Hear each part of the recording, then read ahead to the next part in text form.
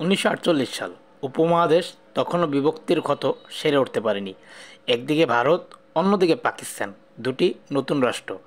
পাকিস্তান তখন দুটি অংশে বিভক্ত, পশ্চিম পাকিস্তান আর পূর্ব পাকিস্তান, যেটিকে আমরা আজকের বাংলাদেশ বলি। কিন্তু সেই সময় ঘোষিত হলো পাকিস্তানের রাষ্ট্রভাষা হবে কেবল উর্দু। বাংলাভাষী মানুষের হৃদয় তখন ধাক্কা লেগে যায়।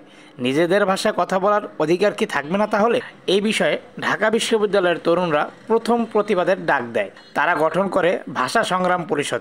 রাস্তায় শুরু হয় মিছিল, স্লোগানে মুখর হয় শহর, রাষ্ট্রভাষা বাংলা চাই। তরুণের কণ্ঠের ধ্বনিতে হতে থাকে প্রতিবাদের অগ্নিস্বর।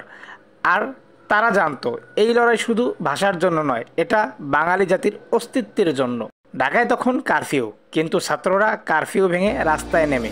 বুকের ভিতর আগুন, চোখের দৃঢ়তা, কণ্ঠে প্রতিবাদ।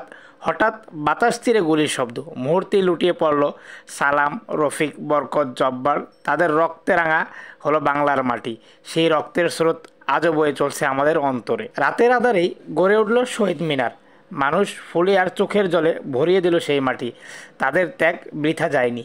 1956 সালে বাংলা পেল রাষ্ট্রভাষার মর্যাদা। পৃথিবী জানল ভাষার জন্য প্রাণ দিতে পারে এমন এক জাতি এই পৃথিবীতে আছে। আজ 21শে ফেব্রুয়ারি শুধু বাংলাদেশ নয়, সমগ্র বিশ্বের আন্তর্জাতিক মাতৃভাষা দিবস। এই দিন আমাদের মনে করিয়ে দেয় ভাষা মানে আত্মা, সাংস্কৃতিক পরিচয়। যে জাতি ভাষার জন্য রক্ত দিতে জানে, তারা কণ্ঠ চিরকাল অমর থাকবে। আমরা সেই বাঙালি জাতি, আমরা সেই বাংলার সন্তান। এরকম আরও তথ্যবহুল ভিডিও পেতে আমাদের চ্যানেলটি সাবস্ক্রাইব করে রাখুন এবং আমাদের পাশে থাকুন।